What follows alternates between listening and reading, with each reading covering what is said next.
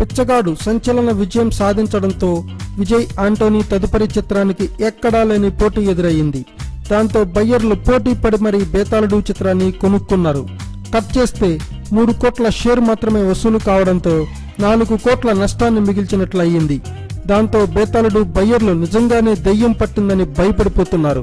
ఈ సినిమాకు బిచ్చగాడు ఊపులో 7 కోట్ల బిజినెస్ జరిగింది, కానీ ఆ సినిమా కొనుక్కున్న వాళ్లకు పెద్ద మొత్తంలో నష్టం రావడంతో బక్క చిక్కిపోతున్నారు.